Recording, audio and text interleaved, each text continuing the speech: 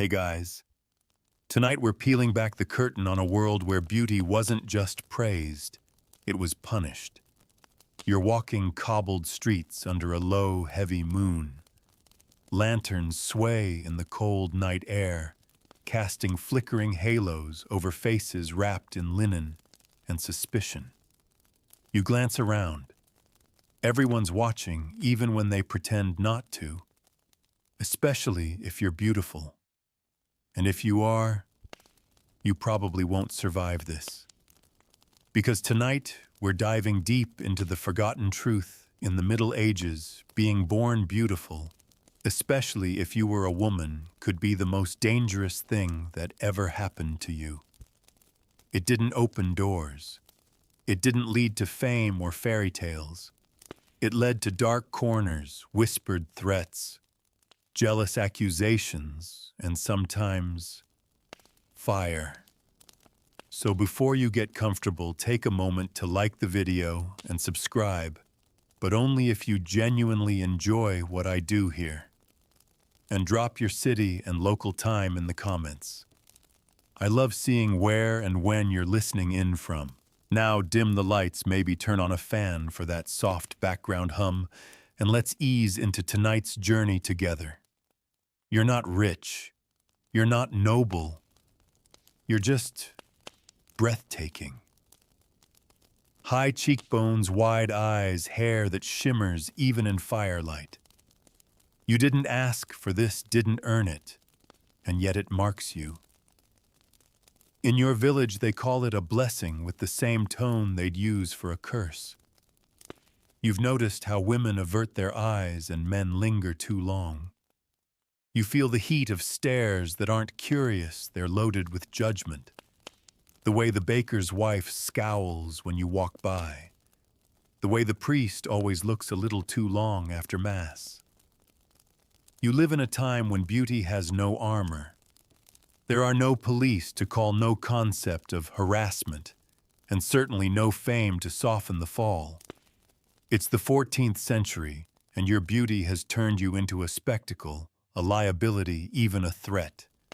You're barely 16, but the whispers have begun. A widow's cow fell sick last spring, and someone muttered that she'd seen you walking near its pasture the day before. You wore a red ribbon in your hair. Red is bold. Boldness is unholy. That was enough. That's all it takes. And the whisper is spreading. They say you met a stranger in the woods, that he gave you herbs, that you made a poultice and healed your brother's fever. That's suspicious. How could someone like you know healing? It's not medicine, it's witchcraft. And the fact that your face could draw attention, that's not beauty, that's bewitchment. The local midwife once said that beauty and danger often sleep in the same bed. She would know. She keeps her face hidden under layers of soot and ash when she travels, smearing dirt on her skin. She calls it protection. You thought she was eccentric. Now you're not so sure. The world you live in doesn't celebrate difference, it prosecutes it. And beauty is the most visible difference of all. In towns where daily life is a haze of toil, soot, and struggle, anything that glimmers draws suspicion. And you glimmer too brightly. The women of your town understand the stakes. That's why they blend in. Wear gray. Speak little. They keep their heads down, their eyes averted. You tried that.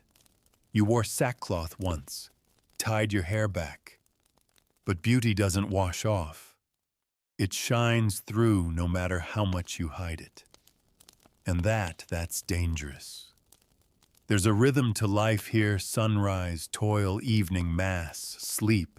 And anyone who disrupts it is unsettling. You, by your very presence, interrupt the balance. Not on purpose, but it doesn't matter. In a world ruled by superstition, your loveliness is a crack in the cosmic order. And cracks must be sealed, preferably with blood.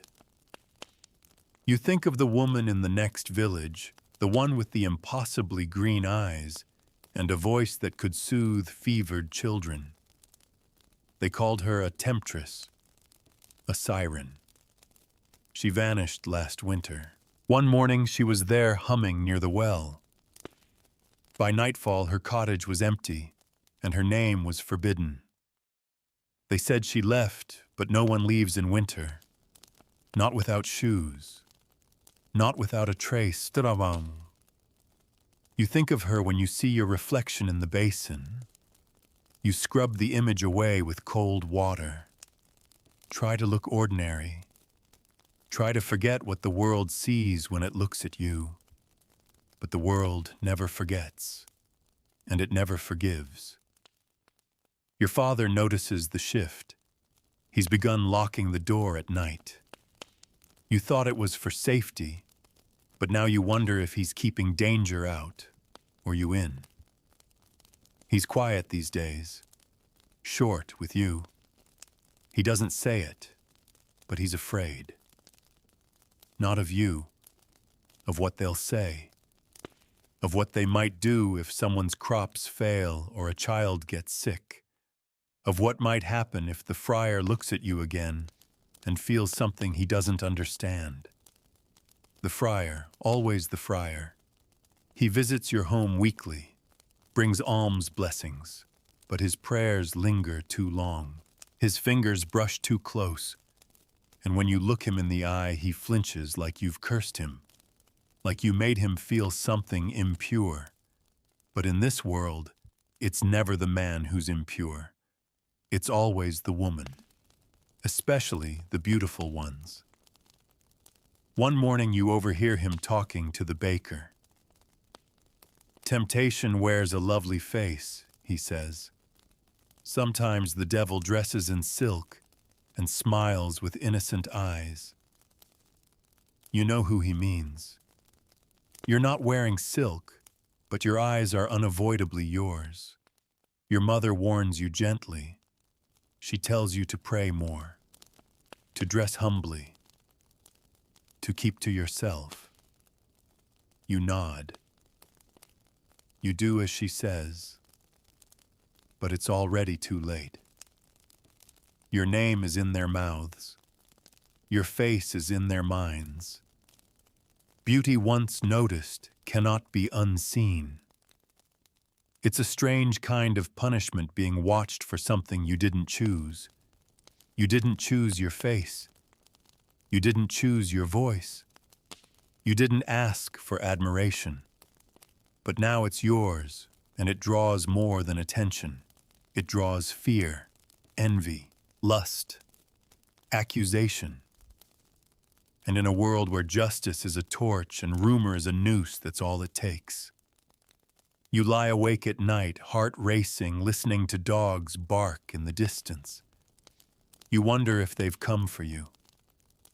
You wonder if in the morning you'll wake up to find ash on your doorstep, a warning.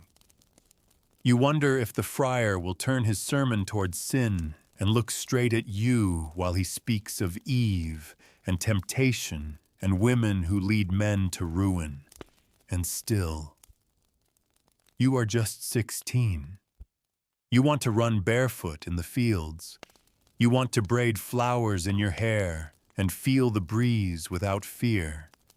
But even that, the joy of being alive in your own skin, feels criminal. Because in the Middle Ages, to be beautiful was to be marked. And if you were marked, the reckoning always came. And tonight, it's coming for you.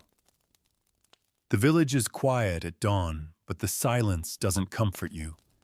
It feels like the kind that settles before something breaks. The air is heavy dew clinging to the stone walls and straw roofs, but the stillness is unnatural.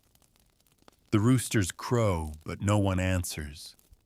Doors remain shut longer than usual. You step outside pretending not to notice how many curtains shift when you do. You're not paranoid. You're aware. There's a difference. You've lived long enough in this world to know that when people begin speaking in hushed tones, it's not reverence they're plotting. Beauty like yours isn't admired for long. It's catalogued, then condemned.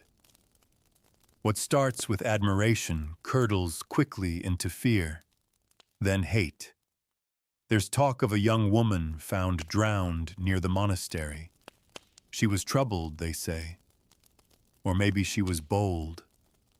You never met her, but you heard her sing once at a harvest feast. Her voice stopped conversations. She had a face like candlelight, soft and impossible to hold.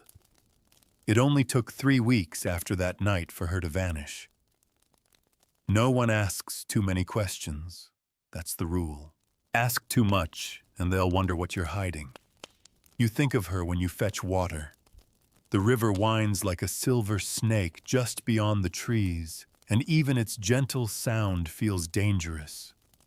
You crouch to fill your pale eyes, scanning the woods.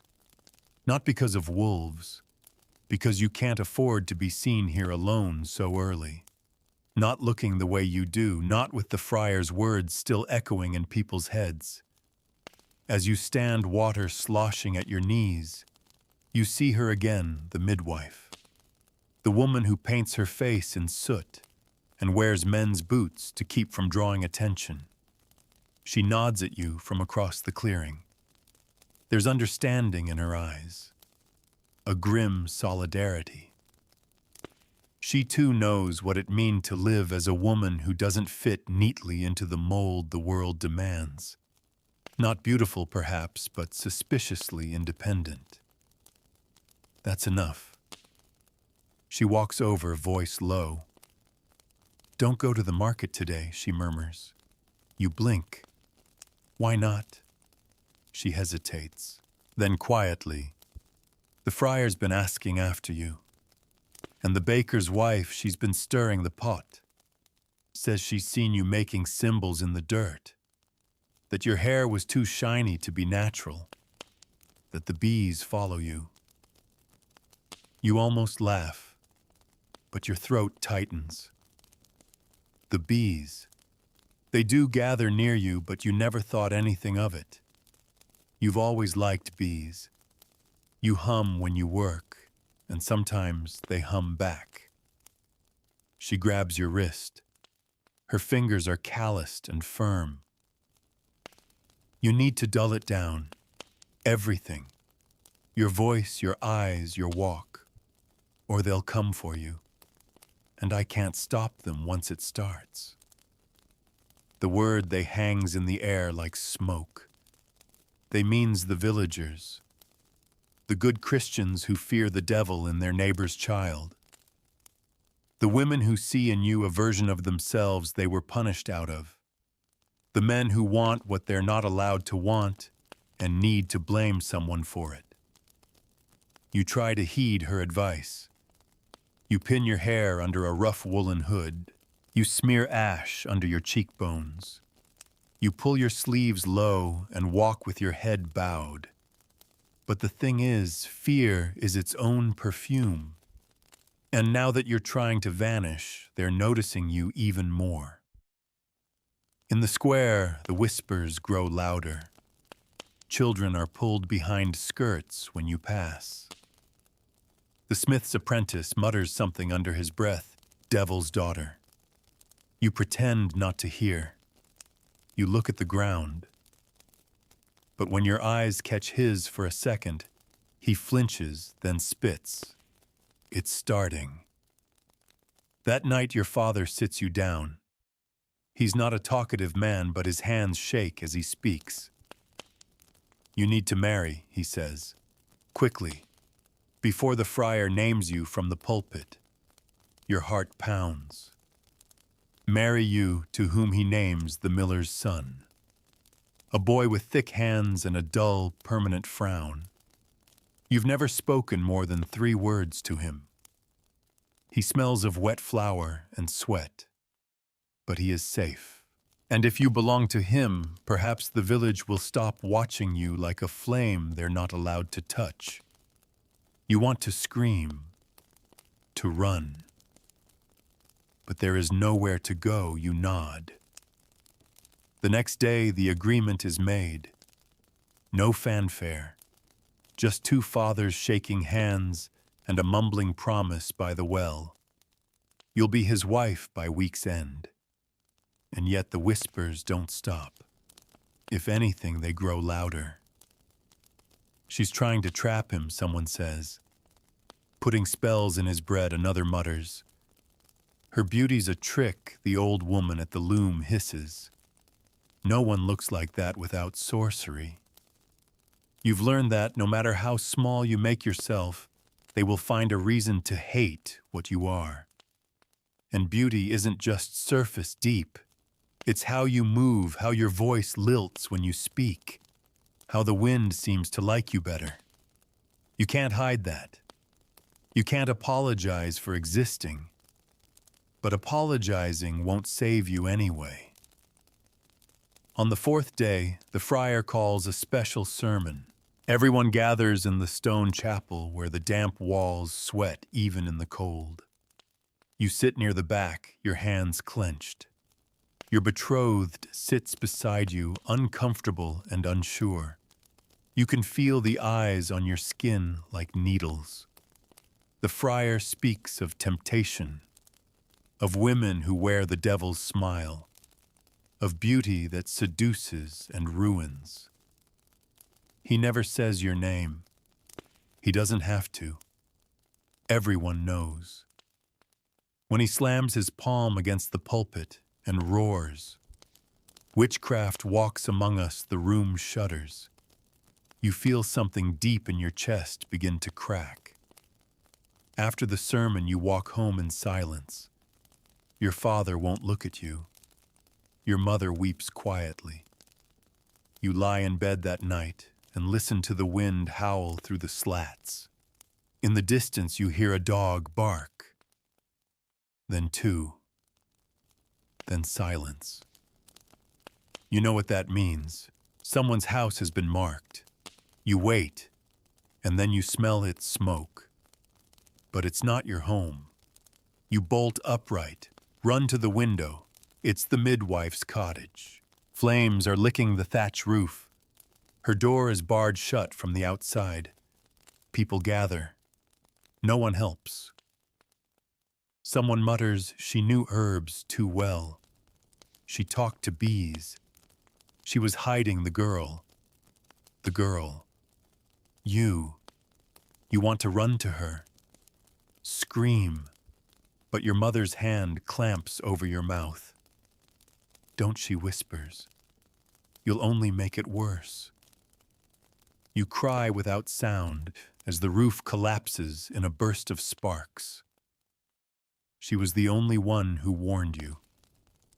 And now she's ash. This is the price of being seen, of knowing things, of being too alive in a world that demands shadows. And you wonder not for the first time if beauty is a blessing or just a longer way to die. The days that follow feel like a tightening noose.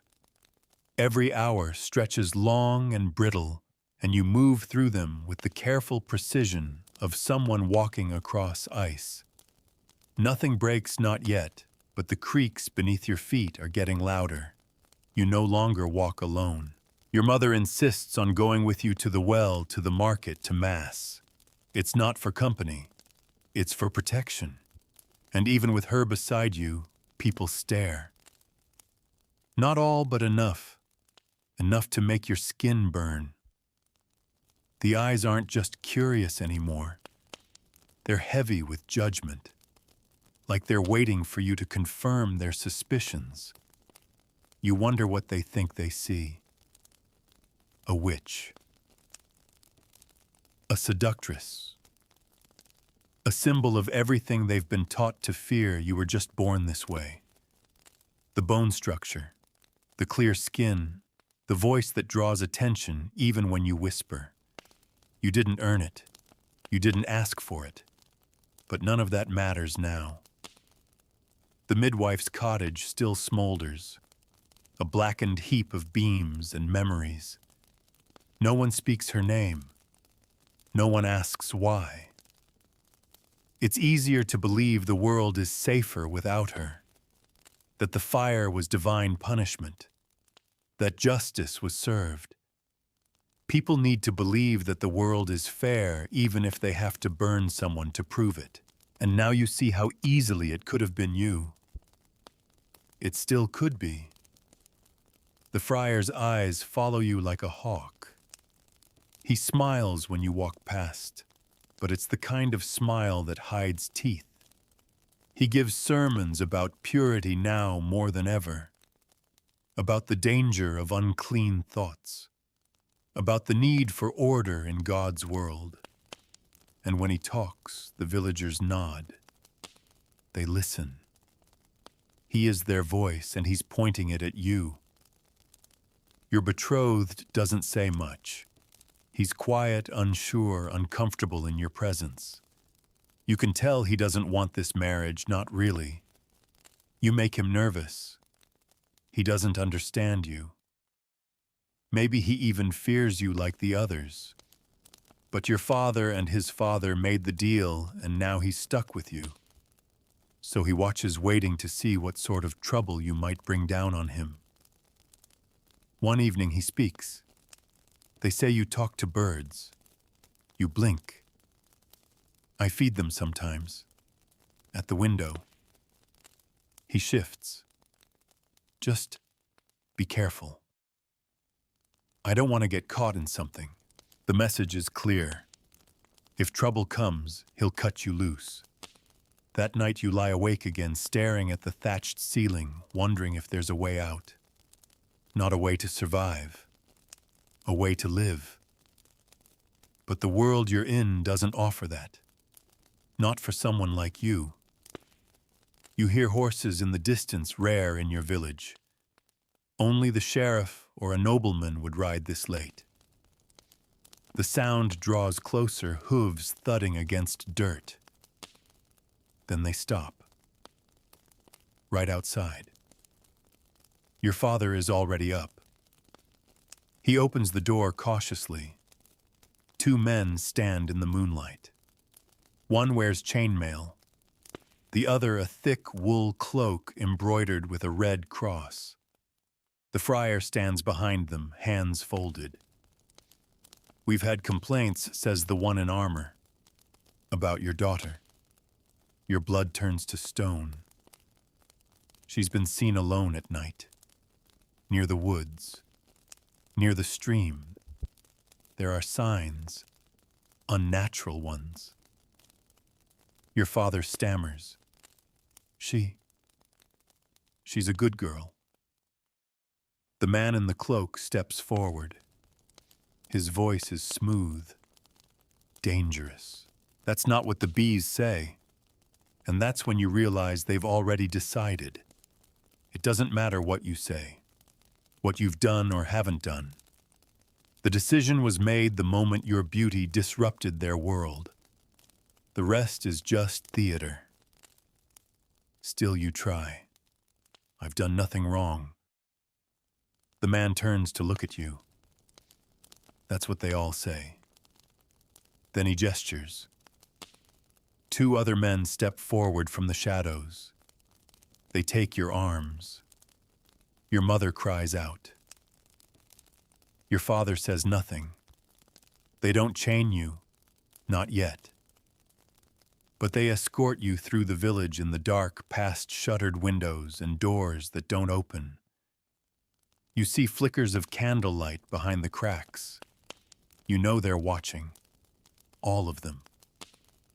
No one helps. They take you to the chapel. Inside, the air is cold and damp. You're led down stone steps into a small chamber bare, but for a chair, a table, and a few tools you pretend not to recognize. You're not accused outright. Not yet. But this is how it begins. Isolation. Questions. A slow unraveling. A different friar appears, this one older, his face creased and solemn. He introduces himself as Father Elias. He seems calm, gentle even, He sits across from you, folds his hands, and studies you as if trying to solve a puzzle. Do you know why you're here? You nod. Because I'm pretty. He smiles faintly. That's not what people say, but it's what they mean. He leans forward. They say you charm animals, that your touch heals, that your eyes can draw men into sin, that your presence is unnatural. You stare back. If that were true, I'd charm you right now and walk free. He actually laughs. A clever one. I rad. I listen. He narrows his eyes. A girl who reads, I had a brother. He taught me letters before he died. That seems to unsettle him more than anything else so far. He changes tone. Softer. You must understand, child. The world is fragile. God made it in order.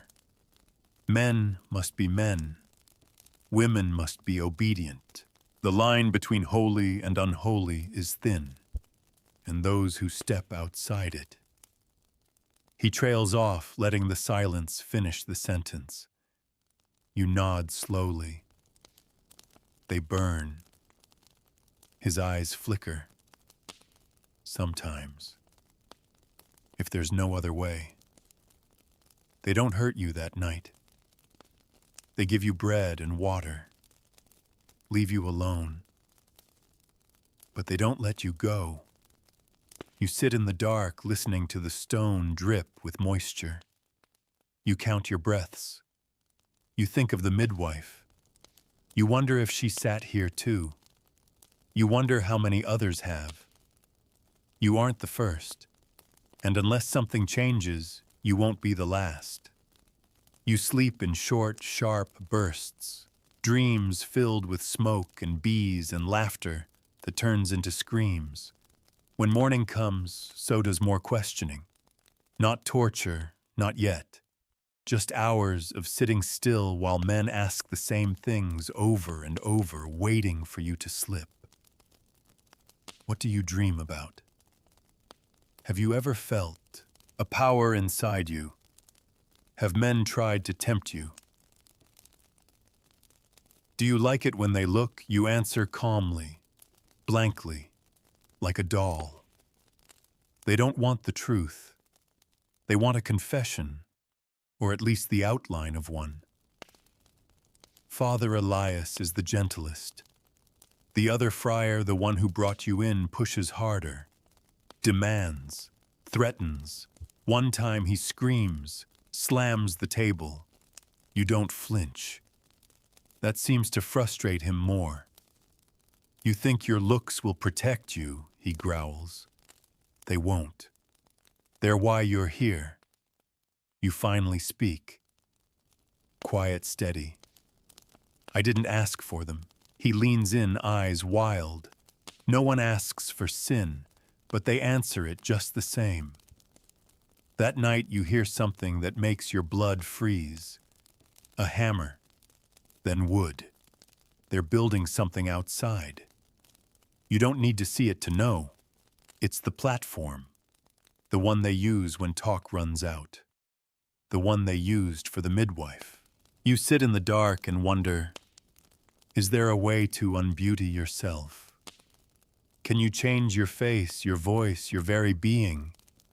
And if you could, would it even matter? Because maybe the real sin isn't what you are. Maybe it's how much they hate that they noticed. You don't cry.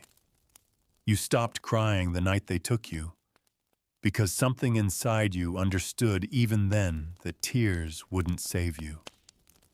Not in a world like this. Not when you're a girl whose face has become a battlefield for everyone else's demons. But your body still trembles. Not from fear, at least not entirely. It's the anticipation, the waiting, the long, stretched-out silence that hangs between questioning sessions. That's where the true terror lives, in the not knowing, in the space where hope tries to breathe and shame tries to grow. You remember what your mother once told you years ago, when you were small and had cried over a cut on your palm. Don't show them blood. Blood excites wolves. You didn't understand then. You do now. The days blur into each other. No windows, no sun, just the flicker of torchlight and the damp chill of the chapel's underground room. They keep you clean enough to be presentable. They bring you food. They don't beat you. Not yet. But the psychological weight presses down like stone on your chest. You feel it in every breath. Then one morning they change tactics. Father Elias comes to you with a small folded bundle of fabric. He lays it on the table without speaking. You open it. A white dress. New, clean, soft to the touch. You look up. What's this for? He offers that same careful, unreadable smile. The bishop is coming. He wants to see you. You hesitate. To judge me, he replies gently. To understand you. The implication is clear. You are no longer just a village curiosity. You've become a case, a specimen, a question mark that needs resolution. They let you bathe. A rare moment of privacy, albeit brief. You stand in the cold stone washroom scrubbing your skin with a rough cloth. You avoid the basin's reflection. You don't want to see her, this girl who started as someone and has slowly become something. When you dress in the white gown, it fits too well. That unsettles you more than anything, as though it was made not for any girl, but for you, as though they've been planning this for longer than you thought. They lead you into the chapel, the one above ground, with the high vaulted ceiling and stained glass windows that color the light in blood red and heavenly blue. The pews are filled not with villagers but with clergy, officials from nearby towns, men in robes and crosses, faces drawn and serious. It feels like a performance. And you are the stage. The bishop enters last, a tall man with graying hair and cold, steady eyes. He sits like a king, surveys you, says nothing for a long time. Then finally he speaks. They say your beauty is unnatural. You keep your voice steady. They say many things. They say men have sinned just by looking at you. You nod. I never asked them to. They say you've drawn animals to you, that you speak to the elements, that you cured your brother's fever with herbs the midwife taught you. You don't reply. You don't deny it. I don't see how healing my brother is a crime. He narrows his eyes. The devil uses kindness to lure souls. And there it is. The logic that makes no sense but holds absolute power. If you are kind, you must be cunning. If you are gentle, you must be hiding claws. If you are beautiful, you must be a snare set by Satan himself. The bishop waves his hand. A young friar steps forward with a parchment. We've drawn up your confession, the friar says. If you sign, we'll spare your life. Your heart thuds. Spare me how exile. You'll be sent to a convent, hidden away, alive but silent, a life of silence, of walls, of anonymity, of being watched forever. but not burned, not torn apart in the square. Your hands tremble, but then you see the parchment. It reads, "I lay with the devil. I bewitched men. I poisoned dreams. My beauty is a curse from hell." You shake your head. "I won't lie." The bishop exhales slowly, almost sadly. Then we proceed. You're taken back downstairs. No more gentle voices now. The questions return harsher. The tone changes. They want you to break, because breaking you will justify everything they've done. They ask again about the bees. You say nothing. They ask again about the midwife. You say she was kind. They call her a witch. You don't flinch. But your strength is thinning. It's been days now, maybe longer. You've lost count. Time has softened. The cold never leaves your bones. Then one night, a flicker of something different.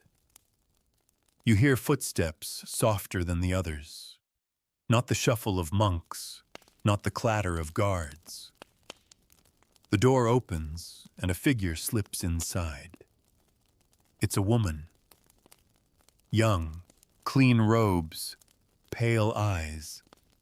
She closes the door behind her and approaches without fear. "I'm Sister Ameline," she whispers. You stare. "Are you here to question me too?" She shakes her head. "I'm here to warn you." You blink. They're going to find you guilty no matter what you say. The bishop has already written the verdict. The others are just waiting for the right moment to announce it. You clench your fists. "Then why tell me?" she hesitates. "Because I was like you once. Not beautiful, but marked. Different. I asked questions. I read books. I saw patterns where others saw chaos. They sent me here. I've spent 10 years hiding my mind. Why haven't they come for you again?" She leans closer. "Because I learned how to disappear inside obedience. You can't breathe for a moment." She continues. "You can still sign the paper.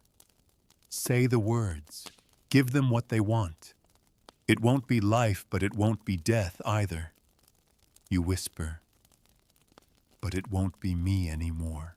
Sister Ameline closes her eyes. "No, it won't." She slips away as quietly as she came. The next morning they call you again. This time there's no pretense, no smiles, no bread, just the platform, already built, sturdy, tall. A crowd has gathered. Villagers, children. Your betrothed stands in the back aisles, downcast. Your mother isn't there. You're led up in silence. The bishop stands beside you, holds up the parchment, offers it one last time. "This is mercy," he says, "but it isn't mercy. It's erasure." You look out over the crowd, and in that moment you understand something chilling and final. They don't want you to burn because you're evil. They want you to burn because you're beautiful, and they need a reason to feel good about watching you suffer. You don't move. The parchment flutters slightly in the bishop's hand, lifted by a lazy breeze, as if even the wind hesitates. The silence is vast. Every eye is on you. The friars, the guards, the villagers, they wait for your answer, not because they believe you'll offer one, but because the spectacle isn't complete without your final refusal. You understand that now. This isn't about confession. This is about choreography. They've rehearsed this moment in their heads, imagined it in whispers. You broken, you crying, you reciting lies about devils and lust and sin. But you don't give them the performance they want. You meet the bishop's eyes and say quietly, "No." His expression doesn't change. He folds the parchment, hands it to a young scribe, and steps aside. You see a man step forward with a torch. He holds it loosely, almost casually. The platform creaks as he climbs the steps. Someone tightens the ropes around your wrists, though you've offered no resistance. A final absurdity binding a girl already condemned. The crowd leans in, and just before the flame meets the kindling, something interrupts. A scream, high, raw, and panicked from the edge of the crowd. A woman rushes forward, not young, not strong, but fast enough to reach the platform before the guards catch her. It takes a moment to recognize her. She's covered in soot hair, wild clothes torn. But it's your mother. She throws herself to the ground in front of the bishop. "Please," she cries. "She's just a child. She's innocent." The bishop's expression hardens, but he waits.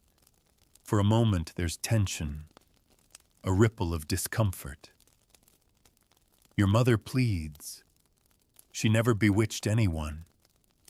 She helped her brother, yes, but with herbs, I taught her. She sings because she's happy. She smiles because she's kind. You want to stop her. You want her safe. You want to tell her that none of this will matter. But her voice cracks through the air like thunder. And for a brief second, just a breath, you feel something shift. Not in the bishop, not in the friars, but in the crowd. A few of them murmur. A few of them glance at each other. A few, for the first time, hesitate. The bishop notices. He gestures sharply. Guards seize your mother. She struggles, then goes limp in their arms, sobbing. But the pause has been enough to buy you one more delay. The bishop turns back to you. "We'll resume at first light." You're unbound. Taken back to the chamber below. The door slams. The lock clicks. The silence returns. But inside you, something's stirring. It's not hope. Not yet. But something adjacent to it. The realization that not everyone in the crowd wanted to see you burn. That not every eye was filled with bloodlust. You replay your mother's words, her defiance, her tears, her strength. You sit in the corner of the cell and wait for sleep, but it doesn't come. Instead, your mind drifts backward years into the past. To when you were small and your mother brushed your hair by the hearth, singing softly about saints and stars. To the time she showed you how to braid rosemary into a garland and whispered, "This keeps away fear." To when she held your face in her hands and said, "You'll be noticed, and they'll try to punish you for it. But never let them teach you shame." You think now of all the girls who never had someone like her, who vanished without protest, who were mourned in silence or not at all. And suddenly you feel angry, not at her, not at your father, not even at the friars. You're angry at the world that made this possible, at the lie that beauty is power when for you it's been nothing but a mark, a curse, a sentence passed without trial. You think of the midwife, of Sister Ameline, of the woman with green eyes who sang at the harvest feast, Of all the girls whose names were erased from the records, their lives reduced to rumors and warnings. You think I will not vanish like them. You don't know what that means yet. You don't know how you'll survive. But you know this: if they want to burn you, they will have to name exactly what they're doing. You won't call it justice for them. You won't pretend their fear is righteous. If they kill you, they'll have to live with the knowledge that they murdered something good, something gentle, something beautiful, not because of sorcery, but because you dared to be yourself. The night passes slowly. In the hour before dawn, you hear footsteps again. Expecting another friar, you sit upright, prepared. But it's not one of them. It's Sister Ameline. She shuts the door softly behind her and kneels beside you. You've shaken them, she says. You laugh bitterly. Not enough. She holds out a small bundle. There's a key and bread, and this, she shows you, a strip of linen marked with strange, unfamiliar symbols, is a warding charm. I don't know if it works, but the friars believe it does. You stare. You're helping me escape. I'm giving you the choice. Why? She pauses. Because they won't stop. Not with you. Not with the next girl. But if you get out, if the story spreads, it might make them hesitate next time. And that might be the crack that brings it all down. Your hands shake as you take the bundle. She rises, gives you one last look. There's a gate behind the chapel. It opens just before the morning bell. You'll have 2 minutes. Then she's gone. And now it's you. Alone. You wrap the charm around your wrist, tuck the bread into your skirt, and hold the key like a talisman. When the moment comes, you move fast. The hallway is empty. No voices, no torchlight. You climb the stairs, heart pounding so loudly, you swear it echoes off the stone. At the back of the chapel, the gate stands closed. But the key fits. It clicks. You slide through the opening barefoot and breathless into a world still painted in pre-dawn gray. And you run. Not away from something, but toward the chance, however small, that your beauty might survive this world. Not to be punished, but to finally truly be seen. Your feet hit the earth like thunder in your own chest, pounding rhythm into the quiet dawn. Each breath burns, but you don't slow down. You don't dare. Behind you, the chapel fades into mist, its bell tower swallowed by the trees. But you know what lies inside: questions and ropes and fire, and you're not going back. The forest greets you like a stranger who might be a friend, might be a thief. It doesn't care who you are. That's what makes it safer than the world behind you. The path is soft with damp leaves and half-rotted branches, the undergrowth thick. You move without thinking, without planning, just going forward. Always forward. There's no plan beyond escape. No destination beyond not here. You keep running until your legs can't carry you. Then you stumble into a grove and collapse beside a hollow tree chest, heaving hands scraped raw. For the first time in days, there's no one watching. No one pressing you to confess or calling you a curse wrapped in silk skin.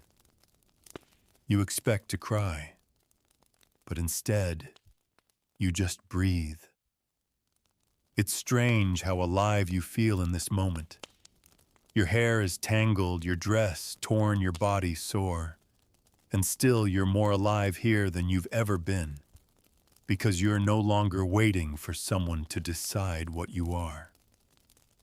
For once you are simply yourself. You don't stay long. You can't.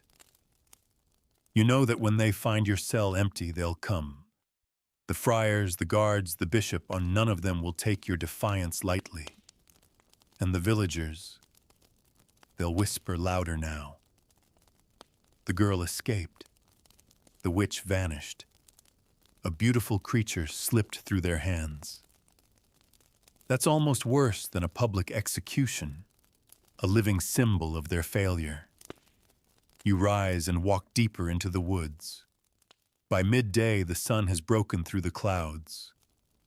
You pass a stream and drink until your throat no longer aches. You wet your hair and wash the worst of the grime from your face. When you look into the water, you see yourself paler than before, bruised eyes dark with exhaustion, but still unmistakably you, still beautiful. And you hate that for a moment that scares you. You pull your hair back and cover it with a scarf of leaves and grass, crude but enough to dull the shine. You wrap your dress tighter. You make yourself smaller again. And you keep moving. By evening, the forest thins. You hear voices up ahead different from your village's sharp accents, softer laced with southern vowels. A new town, maybe. Somewhere they don't know your face. Somewhere your name hasn't been cursed from a pulpit. You consider walking in as you are. Then you remember beauty doesn't need an introduction to be feared. Instead, you wait until dark and slip into the outer edges of the village. There's a stable near the back, its door ajar. Inside, warm hay and the soft huff of a sleeping mule. You curl beside it, your body aching with every shift. You press your back to the wall, hide your face beneath your arm, and for the first time in days, you sleep. When you wake, light spills through the cracks in the wall. Morning again, always morning, always something to outrun. You wait until the stableman leaves, then creep into the village. It smells different here, cleaner. There's bread baking, smoke curling from chimneys, children laughing. The kind of laughter that doesn't come from fear. Still, your body stays tense. The lesson is carved into your bones. Joy is always temporary. The world doesn't allow it for long, not for girls like you. You pass a mirror in a shop window, silvered glass, rare and costly. You pause, just long enough to catch a glimpse of the girl you are. Pale, hollow-eyed, but alive. Not burned, not buried. You blend into the crowd as best you can. There's a woman selling eggs at a cart. Her eyes meet yours, and she doesn't flinch, doesn't stare, just says hungry. You nod. She gives you one still warm from the hen. You look like someone on the run, she says softly. You hesitate. Then reply, I look like someone who wants to be left alone. She nods again. I used to look like that. You move on. It's the first act of kindness you've received that didn't come with a price. You spend the next 3 days sleeping in barns, washing in creeks, trading labor for scraps of bread. You mend a fence and haul water, gather kindling. No one asks your name. No one questions your bruises. It's not that they don't notice. It's that they know better than to press. Everyone in this world has something they're running from. But by the 4th day, the whisper reaches this town. You hear it in the market. Did you hear a girl escaped the pyre? Said to be from the north. Said to be cursed. Your stomach sinks. You're not safe, you never were. You gather your things, what little you've managed to collect, a scarf, a crust of bread, a water skin, and you go again. Not because you've done anything wrong, but because your face still invites danger. You pass through another forest, another town, Another week of hiding. And then one day something strange happens. You meet someone who doesn't look away. You're near a stone bridge mending your sandal when a voice calls out. You dropped this. A man maybe a few years older than you. Hair too long, hands rough. He holds a pouch you didn't even know you dropped. You expect the look, the too long glance, the hesitancy. But he just hands it to you and says, "You look tired." You study his face, waiting for the catch. None comes. He sits beside you. "I know that look," he says. "You've run a long way." You stay silent. "I ran once too," he adds. "They said my thoughts were dangerous, that asking questions was rebellion." You glance at him. "Were you a friar?" He laughs bitterly. "Once. Until I realized silence was killing me." You say nothing. He doesn't push. Eventually he says, "There's a place west of here, a valley, deep, hidden. They say women go there when the world gets too cruel. Women who've seen fire. Women who still carry their faces with pride." You narrow your eyes. "Is that a legend?" He shrugs. "Probably. But legends are often built on a little truth, and something inside you stirs. A valley, a hidden place, a rumor of survival, not just to breathe, but to be. To laugh without shame. To glow without being called witch or temptress. To live and still be beautiful. You stand barefoot and ready, because the fire didn't kill you. And now you're ready to find the ones it couldn't reach. You follow the old road west. It isn't a road in the proper sense, just a winding trail half swallowed by trees and roots, sometimes vanishing altogether beneath brush and stone. But the man told you where it began, and now you're following it like a thread through the labyrinth, a trail others might have walked before you. Women may be like you, beautiful, hunted, burned in rumor if not in flame. You travel light, a crust of bread in your satchel, a water skin slung over your shoulder, your dress patched and mended beyond recognition. You've worn your beauty down with grime sun and long hours beneath the sky. But it still clings to you like a shadow you can't quite shake. You've stopped trying to wash it off. It's not the kind of thing that leaves. The days pass quietly, like pages turning. You sleep where you can, beneath trees, in caves, under the skeletons of old wagons. You eat berries and what little you can trade for labor in the occasional hamlet. No one knows your name. You've stopped offering one, but you listen. Every village, every market, every fire pit you pass carries stories. Most are just noise gossip folk songs, old curses. But every now and then you hear something that makes your pulse quicken. They say she disappeared right before they lit the pyre. A girl with eyes like river glass vanished like smoke. Somewhere west where women turn invisible on purpose. Some say it with fear, others with envy, a few with quiet hope.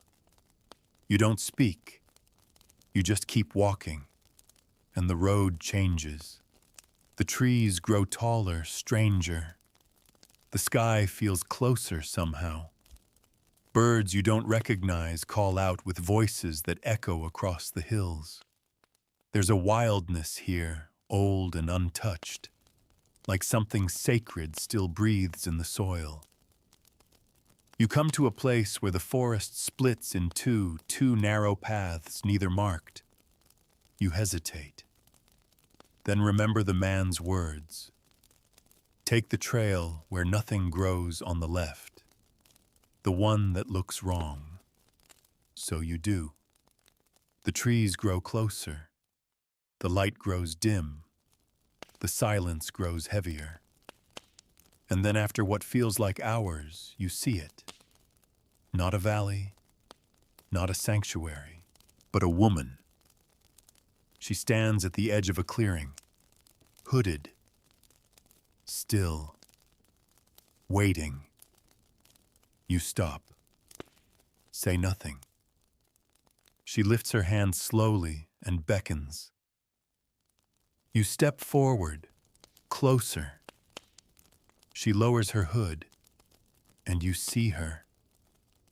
Her skin is scarred like something once tried to carve the truth out of her face and failed. Her eyes are dark and calm.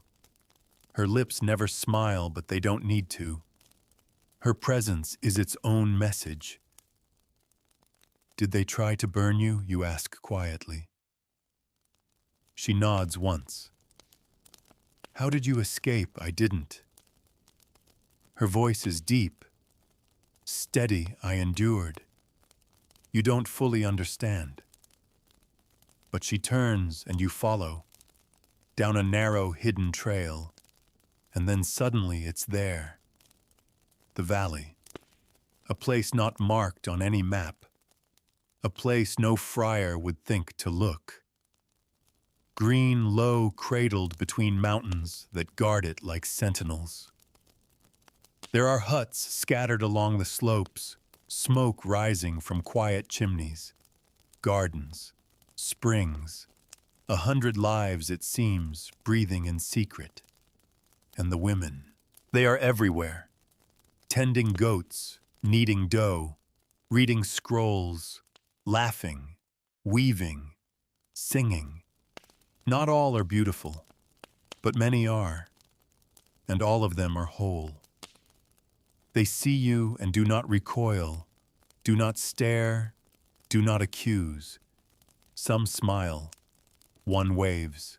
No one asks your name, no one needs to. The woman who brought you here walks ahead. You follow her to a roundhouse built into the hill. Warm firelight flickers inside.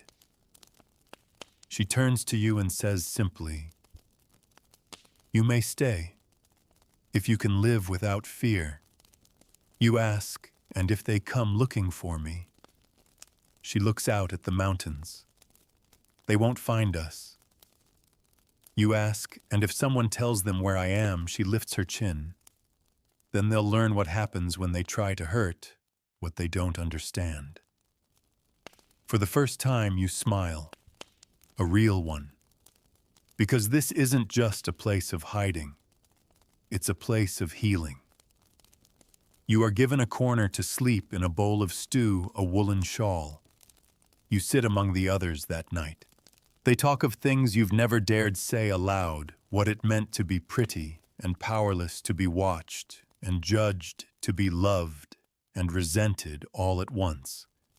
They share stories that feel like mirrors. And you understand. You are not alone. Not anymore. Later that night, you step outside. The moon hangs low over the valley, casting silver on everything. And you stand there feeling the wind on your face. No judgment, no fear, no torches. You are still beautiful, still dangerous in the eyes of a world that never understood you. But here you're just a girl, alive, unbroken, seen. The morning arrives soft and golden, pouring into the valley like honey. The mist lifts slowly like a breath released after too long held. You wake on a straw mattress near a fire still warm from the night before. Someone has left bread by your side. Simple, fresh. The crust cracks beneath your fingers, and you eat in silence, chewing slowly, cautiously, as if the kindness might vanish if you move too fast. It doesn't. This place is real. It wasn't a rumor. It wasn't a myth whispered by the desperate. It wasn't just a story used to soothe girls before the fire took them. It's here.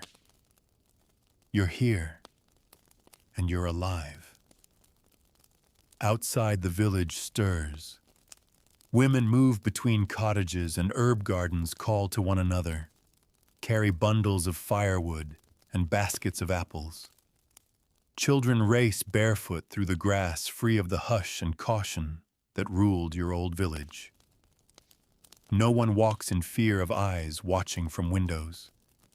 No one clutches their cloak tighter when they pass someone younger, brighter, more beautiful. It feels unnatural at first, as though something must be wrong. You half expect a bell to ring for torches to rise over the hills, for the sky to darken under the weight of punishment. But nothing comes. Just laughter. Just life. You are greeted by one of the elders. Her name is Leora.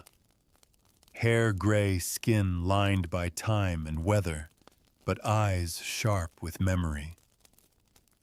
She doesn't ask your name.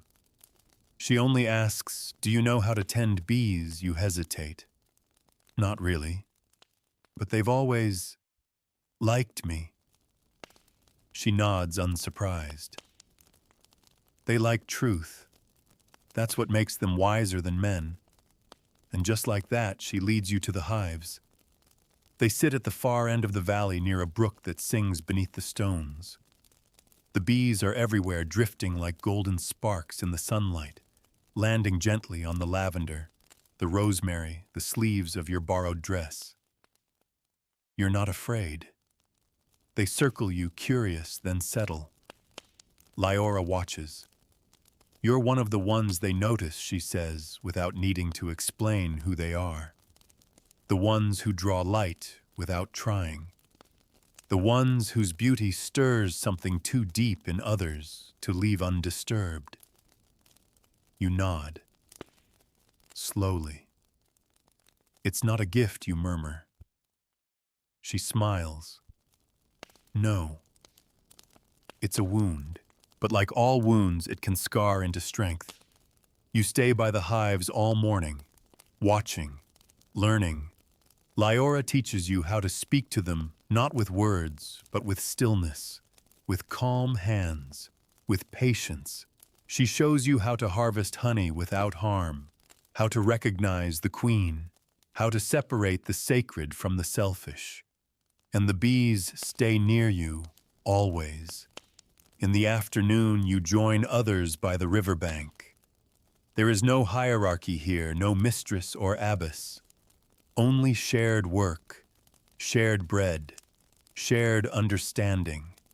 You wash clothes with a girl named Elaine. She's younger than you, with golden hair and a voice that hums when she moves. She was once promised to a lord's son, she tells you.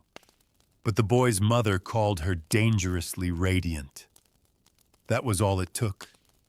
She fled before the wedding. She still has the dagger tucked in her boot. I didn't even want him, she says, twisting a blouse. But I couldn't unwant my own face. Another woman, Ida, broad-shouldered and solemn, speaks of the time she was accused of seducing her sister's husband simply because he stared too long. She'd only smiled at dinner. That was enough. And you tell them about the platform, the rope, the parchment, your mother screaming, the fire that never came but nearly did. They listen. No interruptions. No shock. Just nods.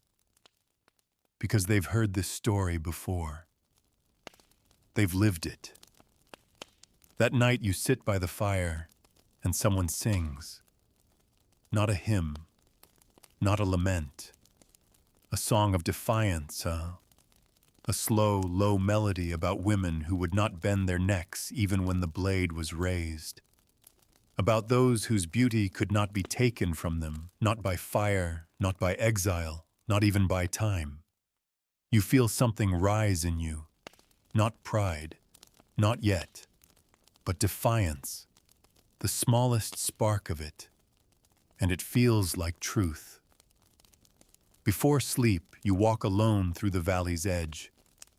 The moon follows you full and silver. You stop at the stream, kneel, and stare into your reflection again. And this time you don't flinch. Your face is the same.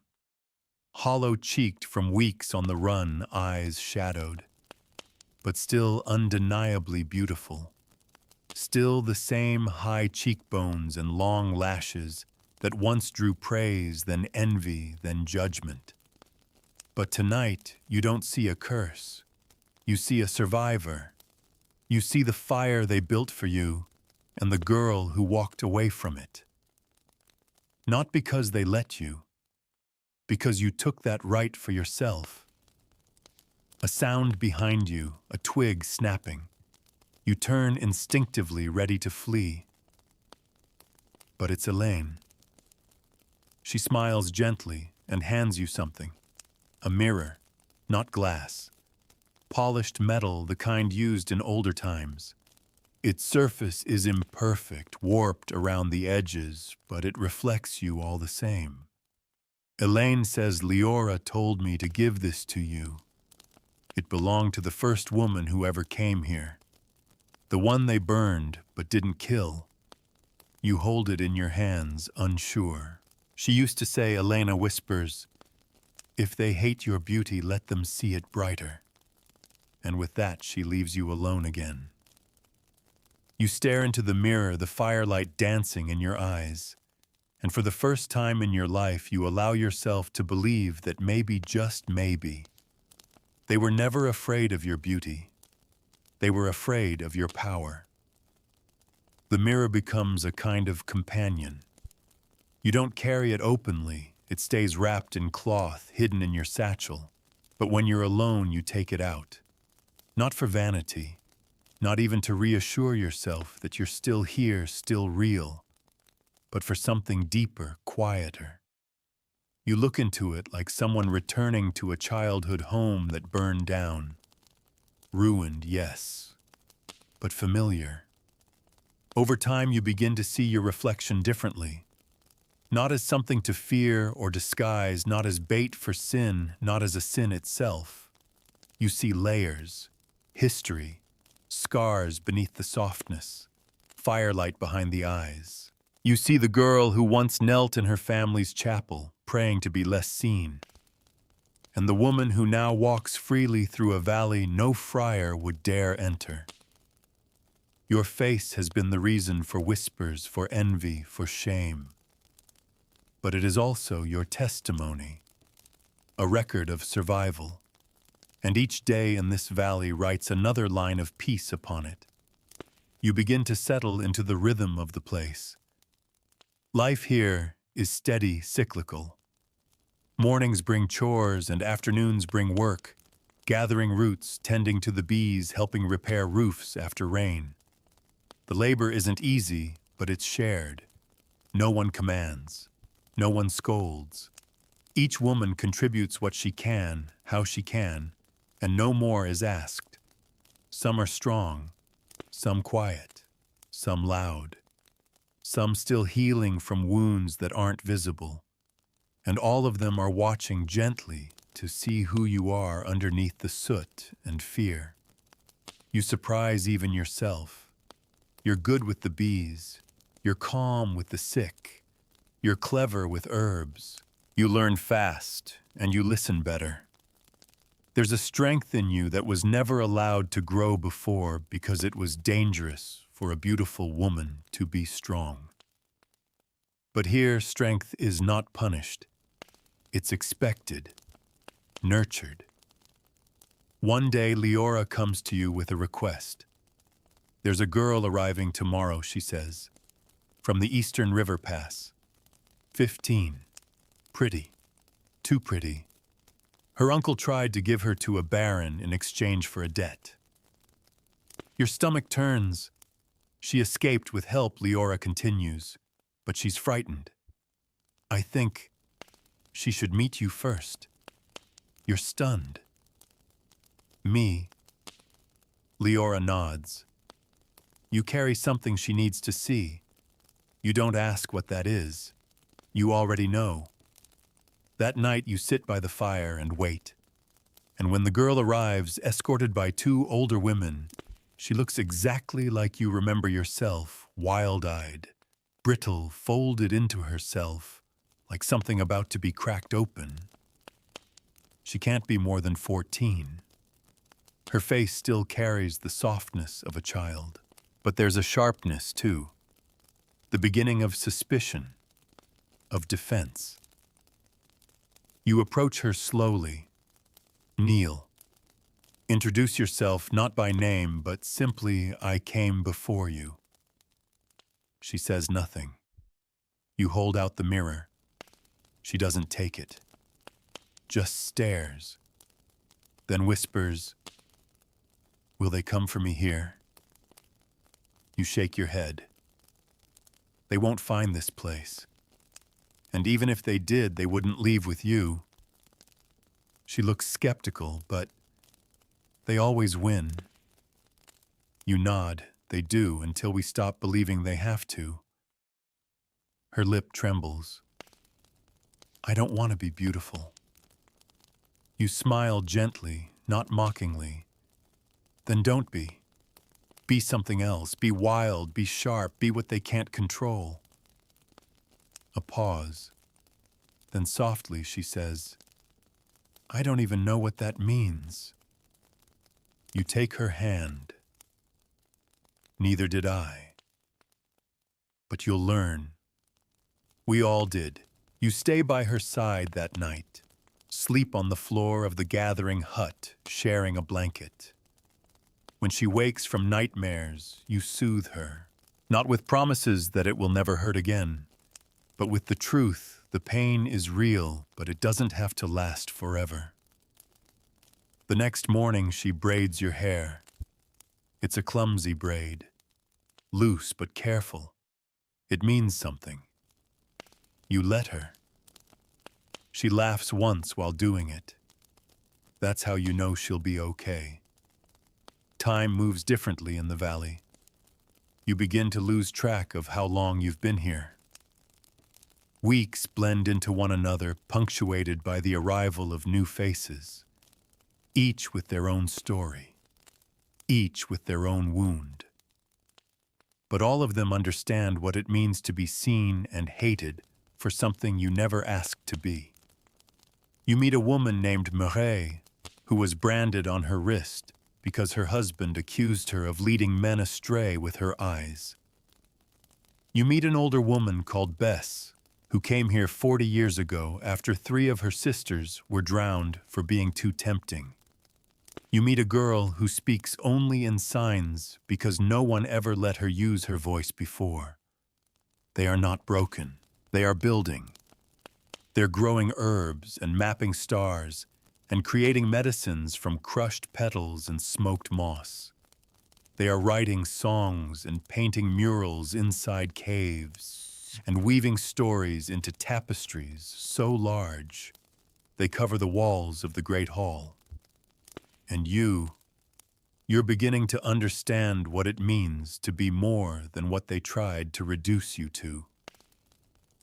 One evening at dusk, you gather with the others in the field beyond the beehives. Someone has lit a fire. Someone is singing again. This time the song is in a language you don't know, but the meaning is clear. We are still here. You sit beside Elaine and Leora and the young girl with the braid. Her name is Sorrel now. She chose it for herself. You lean back and stare at the stars. And for the first time, truly and deeply, you feel this truth in your bones. You were never meant to burn. You were meant to shine. It begins with a letter, handwritten, sealed with wax, and passed from one traveler to another, until it finds its way into the valley. Most who enter here do so without anything at all, just bruises and silence. But this woman arrives with purpose in her eyes and a folded piece of parchment in her hands. She gives it to Leora without a word, and Leora reads it with that same deep, patient stillness she brings to everything. You watch her face closely. You're learning to read her silences now, the twitch of an eyebrow, the pause of a breath. Something in the letter changes her. You don't ask questions, not yet. But later, after the woman has been welcomed and fed, Leora finds you. It's from someone in the bishop's house, she says simply. An acolyte. Your heart clenches. You remember the bishop's face, his voice, the platform, the torch. What does it say, you ask? Leora studies the letter again before answering. It says your escape has become legend. You blink, legend. She nods. They say a girl condemned for beauty slipped away from fire. That her voice was too pure, her eyes too bright. That when they tried to light the pyre, the wood would not catch. You snort. That's not what happened. I know, she says calmly. But the world doesn't always care what's true. It cares what echoes. The acolyte, she explains, is not entirely loyal to the bishop. There are others, too, servants, scribes, even younger clergy, who've begun to question the way things are done. Not loudly, not enough to risk their lives. But the seeds are growing. They speak of you, Leora says, of the girl who defied the fire and vanished. They whisper about where you might have gone. Some say you died in the woods. Some say you live among wolves. Some say you turned into wind. And what do we say, you ask, your voice soft? Leora smiles, the corners of her eyes crinkling. We say you're sitting right here, eating too much honey. You laugh, and it feels lighter than it should. But beneath it, a weight is shifting. You're not forgotten. You're remembered. And not as a witch or a temptress or a danger, but as a mystery, a myth, a challenge to the world that tried to destroy you. It's tempting to leave it there, to let the stories swirl and grow to live in peace while the world builds legends around your silence. But something nags at you. A restlessness, a low, steady hum in your chest that won't quiet. It finds its voice one evening by the fire. Sorrel sits beside you, braiding the petals of a wilted flower into a chain. I heard them say you made the fire stop, she says suddenly. You raise your eyebrows. Who, the new ones? The sisters who came last week. One of them said you looked at the wood, and it turned to ash. You smile. Is that what they're saying now? She nods. Did it? No, you say, after a pause. But I did look at them, and I didn't look away. Sorrel considers this turning a petal between her fingers. That's scarier than fire, I think. You don't answer. But you think she's right. That night, after everyone has gone to sleep, you sit beside the stream and take out the mirror. You look into it, not at your beauty, not at the shape of your face, but at the life behind your eyes. The flame that survived. The girl who refused to vanish. And you whisper something you haven't said aloud. Until now, I want them to know I lived. Not just the ones who tried to hurt you, but the ones still out there. The girls still in villages, still behind locked doors, still being told to bow their heads and hide their faces, still being taught to feel guilt for the way sunlight touches their skin. You want them to know most of all. The next morning, you ask Leora if anyone ever leaves the valley. She considers the question carefully, as always. Sometimes she says, when they're ready, you ask, how do they know? And she answers, they stop asking if they deserve to be seen. They start asking who needs to see them. That stays with you. It follows you as you gather herbs, as you work the beehives, as you help build a shelter for 3 sisters who arrived with nothing but each other. You start to notice things. How new arrivals listen to you more than others. How they wait for your reaction before deciding whether to trust. How your story, the one you didn't ask for, has become a kind of map for others. A possibility. You didn't want to be a symbol. You only wanted to survive. But now you wonder if survival was only the beginning. One day a woman arrives with cuts on her hands and frost on her cloak. She limps into the valley, supported by a boy no older than 10, her brother. She says the only one who believed her when her beauty was blamed for their father's wandering eye. She looks at you with wide, haunted eyes and whispers, "Is it true?" And without thinking, you answer, "Yes, it's true. We don't burn here." The words hang in the air like a promise, and you realize something important. You're not just a survivor now. You're a keeper of truth, a bearer of light. And for every woman who walks through the gates of this valley blinking against the weight of freedom, your story is the first warmth they feel. So you begin writing. Not letters to send, not diaries to hide, but scrolls to keep. You write your story in ink made from ash and wildflower oil. You write about the village, the friar, the platform, the girl you were, the one you became, the one you are now. Others begin to write too. Elaine pens a song. Sorrel sketches what she remembers of her old home and burns it in the fire afterward. Mireille carves names into stone names of women who didn't make it. Names she refuses to let be forgotten. And the valley listens. Because stories matter here. Not just for healing, but for building.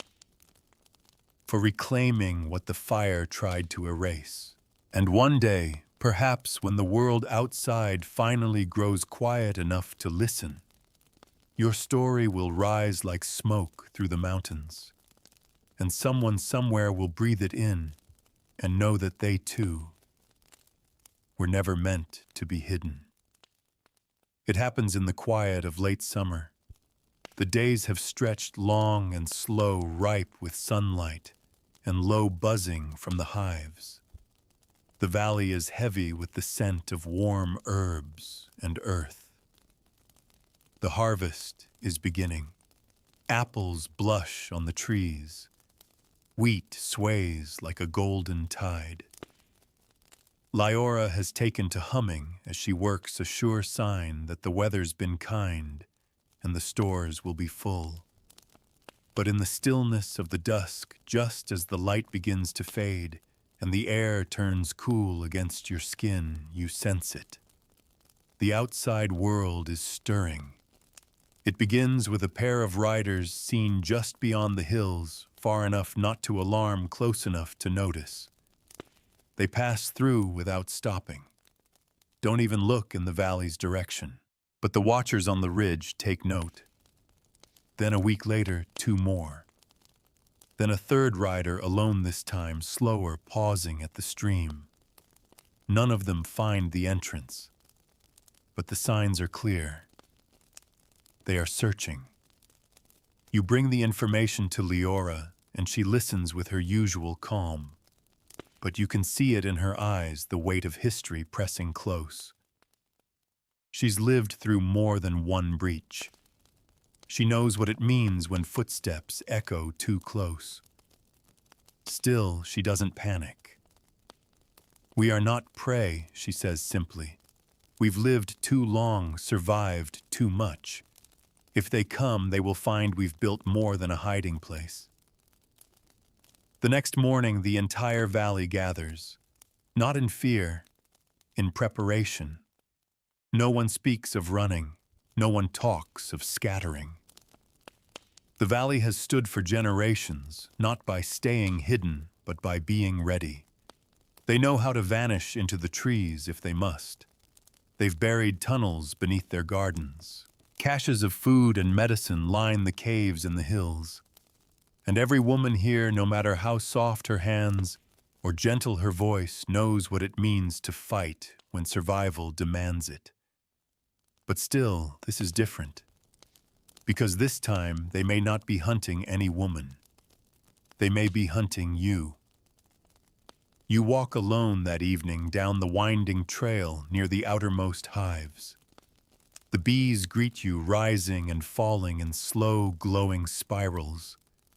You kneel beside them, press your palm to the earth, and feel its quiet thrum beneath your skin. There is peace here. Real peace. Not the kind you steal, the kind you build. And the thought of it being torn away by men who never understood, who only feared, fills you with something sharp and hot. Not dread. Fury. You remember what it felt like to stand on the platform, rope around your wrists. The bishop's cold voice offering mercy. The friar's scowl. The silent crowd that said nothing while they waited for your scream. You remember how small they tried to make you. And you remember running not to disappear, but to become. And you did. You are no longer a frightened girl. You are no longer a woman pretending to be plain to survive. You are not even just a symbol. You are something more.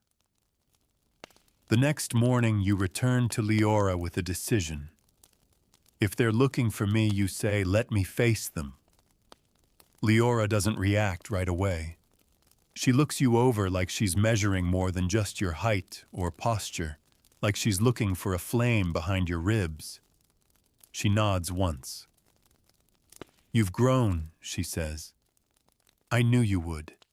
You don't ask for permission. You prepare." A small group forms around you, Elaine, Sorrel, Mireille, and 3 others who know the outer woods as well as their own dreams. You dress in sturdy linen. Hide your hair. Paint a thin line of ash beneath each cheekbone. You're not trying to disguise your beauty anymore. You're trying to remind yourself what it cost. You travel north for 2 days, moving through dense brush and rocky fields, always careful, always silent. The road is old, and it remembers blood. You pass a fallen tree carved with forgotten names. You pause only once to mark it with your own burned into the bark with a heated blade. The 3rd night, you make camp near a crumbling watchtower. That's when they find you. Not friars, not knights. 2 messengers, unarmed. Wearing the crest of a southern house, one you recognize vaguely from stories whispered in your childhood. A house that once married off its daughters like bread sold in the market. The lead messenger steps forward, cautious but unafraid. "We were told to find the girl who vanished from the fire," he says. "The one whose beauty curses men." You don't flinch. "That's not who I am." He nods, eyes steady. "I didn't think so. But stories travel farther than facts. You ask why they've come, and he hands you a scroll. It bears no crest, no signature. But you read the words, and they hum with something strange. Hope. To the woman, they feared enough to burn. There are others, more than you know. Villages where daughters disappear for being seen. Towns where girls are punished for growing. Women who think they're alone. We need a voice, a name. We need a witness. If you are alive, show us. You stare at the scroll, then at the messenger, then at your hands, the ones that once trembled on a pyre, the ones that now hold the future like a weight you're finally strong enough to carry. You return to the valley the next morning. Your boots are soaked. Your body aches, but your mind is clear. You gather the others. Lyora, Elaine, Sorrel, Mireille, dozens more. And you speak. We're not the only ones anymore. You show them the scroll. They think I'm a story. You pause. Look at them all. Maybe it's time we tell it. The valley listens in stillness. You stand in the center of the gathering hall, scroll in hand, your voice low but unwavering. The women surrounding you form a circle, some seated on stone benches, others cross-legged on woven mats. Firelight dances against their faces, casting long, flickering shadows across the walls. These walls have heard everything, cries, laughter, secrets. Now they hear a turning point. When you finish reading, no one speaks immediately. The only sound is the steady popping of the fire and the low hum of wind outside. Then Lyora rises. She walks to you, slowly takes the scroll, and reads it once more in silence. When she's done, she looks at you, not with doubt, not with fear, but with the gravity of someone who has seen lifetimes of silence and knows what it costs. You understand what this means, she asks. You nod. It means we're not just survivors anymore. We're witnesses. Mireille steps forward, hands clasped in front of her. You want to leave, speak this truth out loud in front of the world. No, you say softly, I don't want to, but I must. There's a difference between desire and calling. You didn't choose this road, but it chose you. The moment you stepped off that platform, the moment your mother screamed and the fire paused and your feet moved instead of freezing, you stepped into a story much larger than yourself. Lyora speaks again. And if they come for you again, you lift your chin. Then they'll find I don't burn easily. It isn't defiance for defiance's sake. It's resolve. And now the others feel it too. Elena leans against the doorframe, arms folded. So what do we do, march into town and start shouting? You smile. No. We do what they fear most. We gather. The next week becomes one of quiet, purposeful preparation. No panic. No disorder. Just work. Scrolls are copied your story first, then others. Sorrel begins sketching maps from memory. Mireille writes the names of the villages where women disappeared and were never mentioned again. Elaine records songs, half-forgotten hymns of girls lost to silence, reworked into new refrains. You gather ink from crushed berries, bind pages with twine, and use the valley's quietude to prepare for noise, because you will make noise. You begin planning small journeys outward, not to storm castles, not to confront the bishops, but to plant seeds. One by one, a story here, a message there, a scroll passed to a kind merchant's wife in the market square. a folded parchment left in the hollow of a chapel's doorframe. Not a war, a whisper campaign.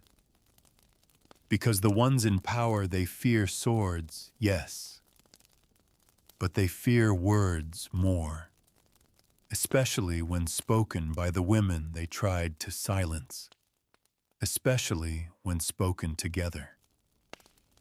On the second week, a new woman arrives at the valley gate. She is quiet, shoulders hunched, face hidden beneath layers of worn cloth. But her hands, they're ink-stained, a scribe, or once were. You take her in. She sleeps 3 nights without speaking. Then on the 4th day, she wakes early and begins writing. Scrolls, lists, names, stories she's overheard while working in the bishop's library. Stories of girls imprisoned, of women exiled, of friars who confessed their own sins and blamed the beauty of others. She doesn't ask if it's safe to write them. She writes because she must. And you begin to realize this is bigger than beauty. It always has been. It was never just about the curve of your cheek or the shimmer in your hair. It was about what that beauty represented. The danger of being visible. The threat of being fully alive in a world that only wanted obedient shadows. Now women come to the valley not just to escape, but to speak. The old gathering hall becomes a press room, a sanctuary of scribes. You teach others what you've learned, how to speak plainly, how to write clearly, how to refuse shame in every sentence. You write, "They said my beauty was a curse." But what frightened them most was not how I looked. It was that I knew I had value even when they said I shouldn't. You write, "They told me to cover myself. I uncovered the truth instead." You write, "They tried to burn me. I walked away. And now I'm not alone." The pages pile up. You bundle them into satchels. You send riders, not warriors, but messengers, wise women, midwives, widows, those no one suspects, those who pass through towns like wind through wheat. You make the world listen, and slowly it begins to. Stories return to you days or weeks later in the mouths of new arrivals. A baker's daughter in the South began teaching girls to read after finding a scroll hidden in her flour sack. A merchant's wife in the East began speaking openly of the cruelty she endured in silence for decades. A group of nuns rewrote their morning psalms to include the names of women erased by their order. The world is not changed, not yet. But it is moving. The ground is shifting beneath the old structures, and your story is part of the tremor. One night, you and Leora sit by the fire. She watches you with something like awe. "You were only ever trying to survive," she says. You nod. "And now," she leans forward, "now you're teaching the rest of us to live." You reach for the mirror, the old one, the polished metal scratched with time and truth. You hold it up not for your reflection, but for hers, and then for every woman gathered in that room. You say, "We are not what they called us, not witches, not temptresses, not sins dressed in silk." You pause. "We are the proof they were wrong." And the fire burns bright and beautiful, not to destroy, but to illuminate. The valley breathes, and outside its hidden walls, the world begins to stir. The snow comes early this year. Thin at first, a hush over the trees, a silencing of the valley's usual sounds. The river slows, the bees retreat. Smoke curls higher from chimney stacks. And each morning you wake to find a white sheet drawn over the earth. But the work doesn't stop. Inside the valley, winter isn't feared. It's expected, prepared for. The stores are full, the fires well tended. There's a calm to the rhythm now, a steadiness. You've helped make it so. You walk the paths daily, snow crunching beneath your boots, carrying bundles of parchment between cottages. In the gathering hall, the scrolls are stacked to the rafters, now written by many hands, in many voices. Stories, testimonies, warnings, hopes. The hall has taken on a new name, the scriptorium.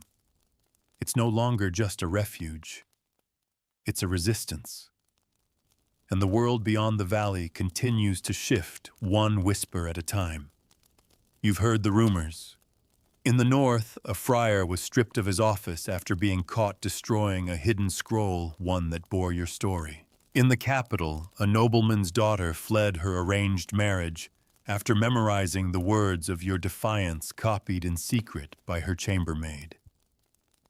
In 3 different towns, women now gather on the last night of each month, not to gossip or pray, but to read, to share stories of those who survived what they were never meant to survive. Some of those stories are yours. Some belong to the women sitting beside you as the fire crackles, and many more are still being written. But not everyone is pleased. One night a rider comes to the valley alone, wrapped in a weather-stained cloak, face drawn tight with urgency. She's a courier, a friend of Morelli's from a past life. She carries no scroll, only words. They know, she says, about the valley. Not where it is, but that it exists. They've stopped calling you a myth. That night you sit up late with Lyora and the council. What do they plan to do, someone asks. The courier shrugs. I heard talk of a purge. Not officially. Not from the bishop. But others. Lesser men with something to prove. Fires are being prepared. Fires. That word alone could have shattered you once.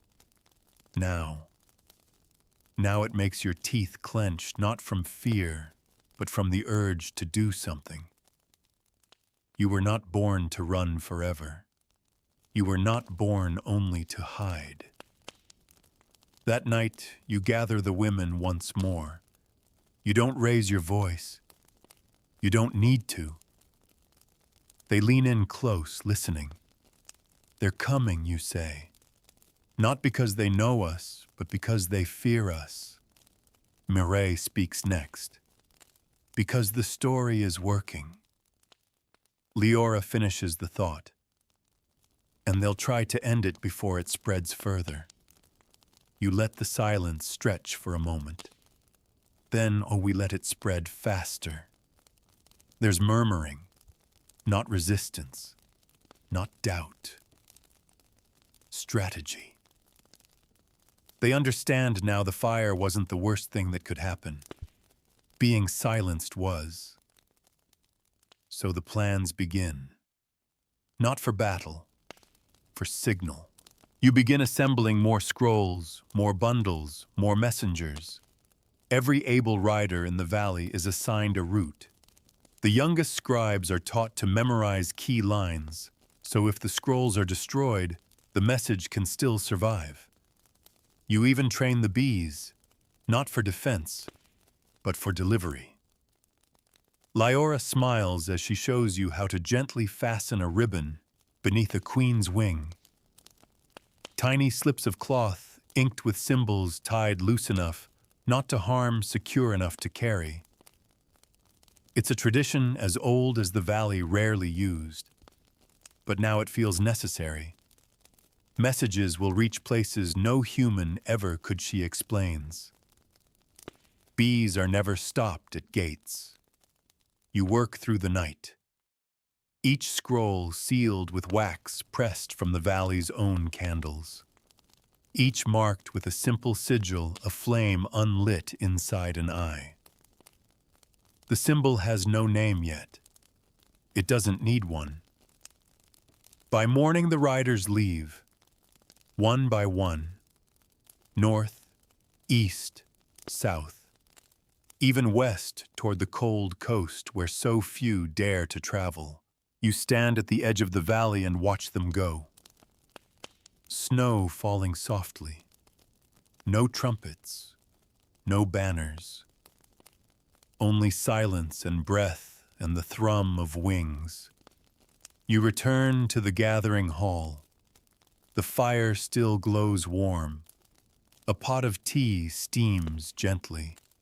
Sorrel is curled near the hearth, asleep with a scroll tucked under her arm. And there, in the quiet of the scriptorium, you write. Not just for the world now, for the world to come. You write that they came for me once because of how I looked. They will come again because of what I say. But this time I am not alone, and this time I am not afraid. You write, we are not the curse. We are the cure. You write, if you are reading this and you have ever been told to dim yourself to survive, know this, they fear your light because it reveals their shadows. You pause. Then write one final line, let them come. You set down your pen. The wind howls beyond the valley. But inside you are warm, alive, bright, and unburnable. The first signs are subtle. A stranger seen just beyond the ridge, no pack, no tools, just watching. A merchant's cart found overturned near the northern pass, nothing stolen, only torn scrolls left fluttering like broken wings. One morning you find a ribbon buried in the snow, faint ash smeared across it. A warning, no words needed. You don't panic. You prepare. Because the valley was never built on the illusion of safety. It was built on truth. And truth, when it becomes visible, is always hunted. The messengers begin returning in twos and threes, weary but alive. They carry no goods, no gold, but what they bring back is weightier confirmation.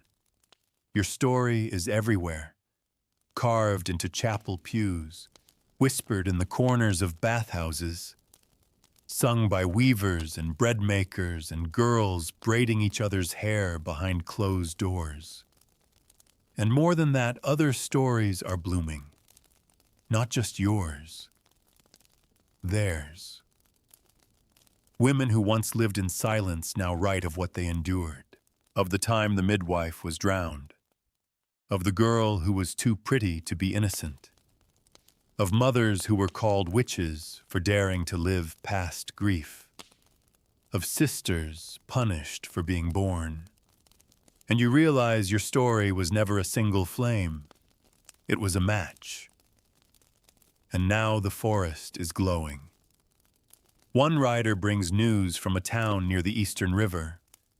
A local friar read from one of your scrolls aloud, not to condemn it, but to ask what it meant.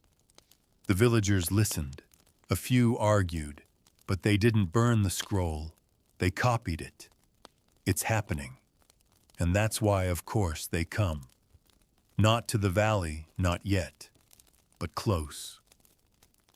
A band of robed men with torches and hounds arrives at the foot of the outer pass. Their faces are hard. Their mouths speak of cleansing.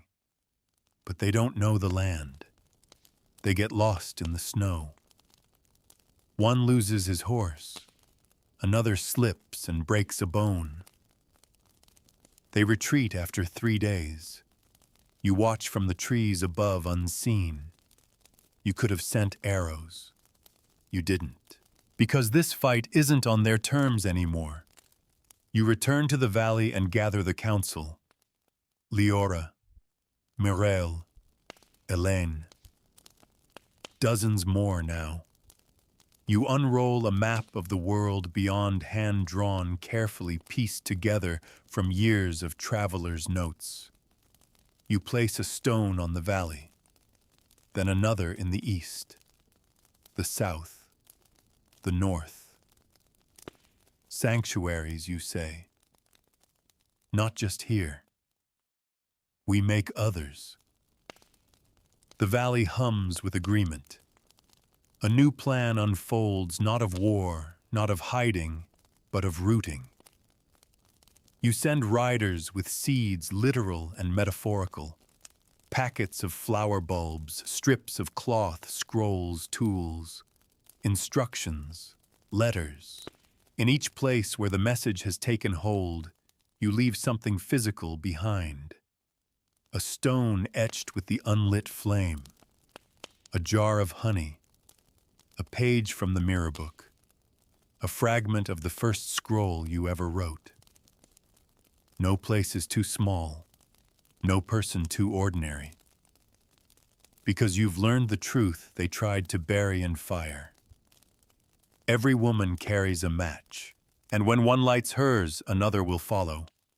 Even Sorrel, the girl who once trembled in sleep and clutched your hand like a raft, now walks the valley with shoulders back and braids streaked with gold thread. She's copied your scrolls by the dozen, writing by candlelight until her fingers blister. She brings you one copy late one evening. I rewrote the part where they tried to kill you, she says, shy. I wanted the girls who read it to know you chose to live. You didn't just survive by luck. You hold the scroll, hands shaking a little. Thank you. And in her eyes you see it the same quiet flame that once flickered in yours. The girls are not shadows anymore. They're firelight. And the firelight is spreading. Then one day, the sky turns dark too soon. Storm clouds gather without warning. A wind howls through the valley, bitter and mean. You know this is no ordinary storm. It's not weather. It's omen. You rush to the scriptorium where the others are already gathered. A scout bursts in, soaked with snow and ash. They're coming, she gasps, from the west. Dozens, armed, cloaked, saying they bring justice. Elena curses. Mireille reaches for the hilt of the knife she always carries. But you remain still, because you remember what Leora once said, we are not prey. You turn to the women, you all know what to do. They nod, no fear, no hesitation. The valley has prepared for this since the day it first opened its arms to the hunted.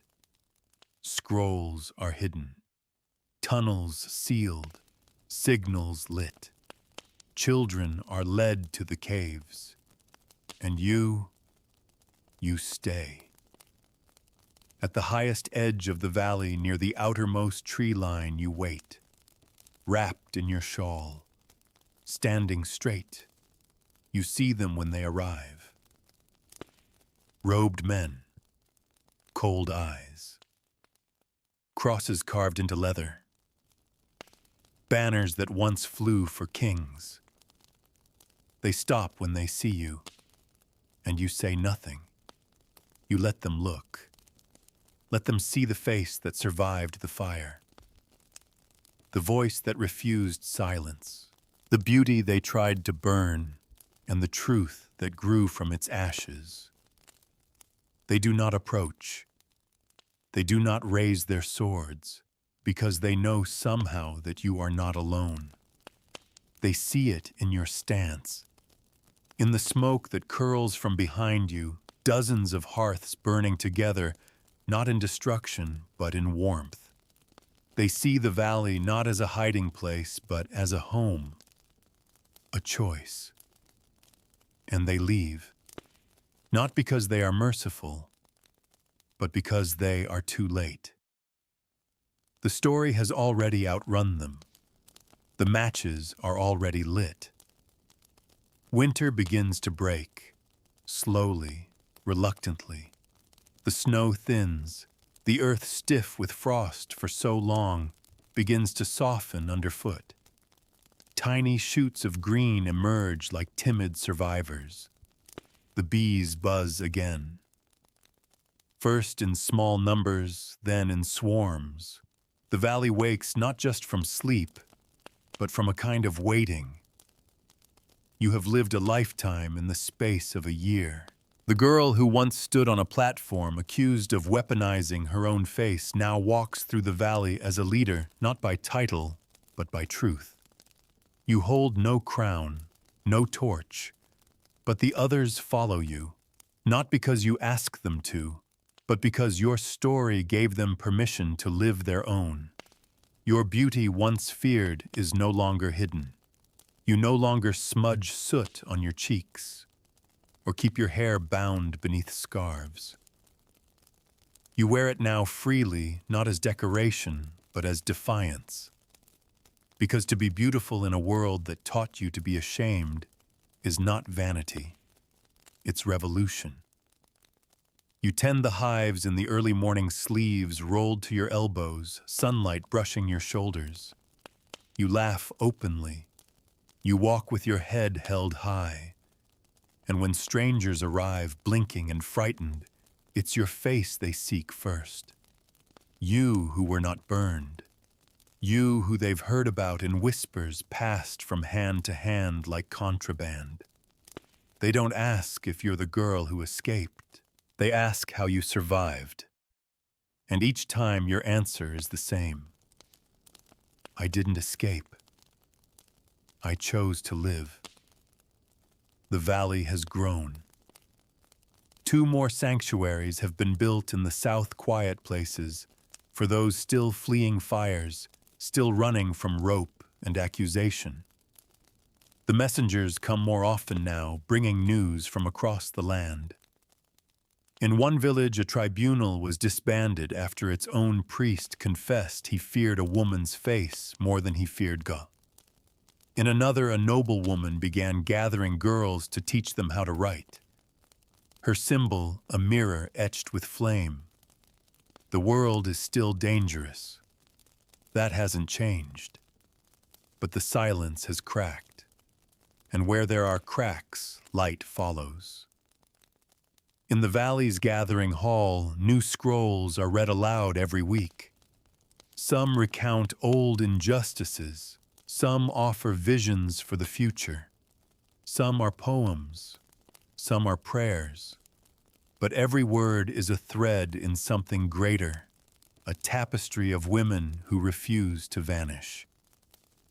You've written your final scroll, not because your story is done, but because it has become something larger than any one voice. You seal it with wax, mark it with the valley's sigil, and place it among the others. A record not of sorrow, but of awakening. Leora, her hair fully silver now, watches you with something like pride. She speaks less these days, letting others take the lead. But one evening, as the sun sets behind the western ridge, she finds you sitting alone beneath the oldest tree in the valley. You changed the world, she says quietly. You shake your head. We all did. No, she says, eyes gentle. You burned and didn't turn to ash. That changed everything. You say nothing, but inside something softens, because you finally believe it. That night, in the circle of firelight, you lift the old mirror, the same one Sorrel gave back to you, the one polished by 100 hands. You pass it around. Each woman looks into it in turn. And instead of shame, they see reflection. Instead of accusation, they see witness. Instead of fear, they see themselves. You speak one final time, and your voice does not shake. We were never too beautiful to live. That was their fear talking, their guilt, their need to control what they could not possess. You pause. But we lived. We live. And we will not apologize for the light we carry. The wind passes through the trees, the fire crackles, and far away across mountains and rivers and borders, you know someone else is hearing this story for the first time. A girl, a woman, a soul beginning to believe she's not cursed for being seen. You imagine her, and you smile, because you know she will never stand on a platform alone, not ever again. And now as the fire dies low and the stars stretch wide across the sky, let your body sink deeper into the mattress.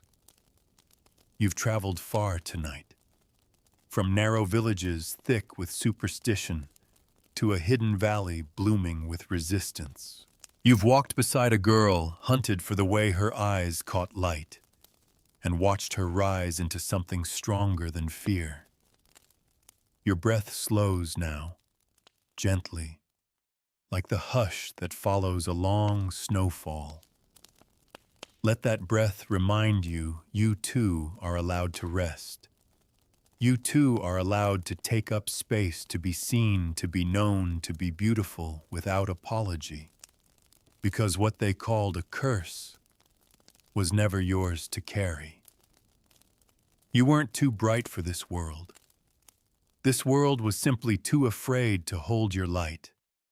Let that light glow softly now behind your eyes like embers banked in a hearth. You don't need to dim it. Just let it warm you. Let it hum in your bones. Let it whisper you survived. And survival, dear one, is never boring. It's brave. It's sacred. And now it's done for the day. Let the wind outside lull you. Let the silence comfort, not haunt.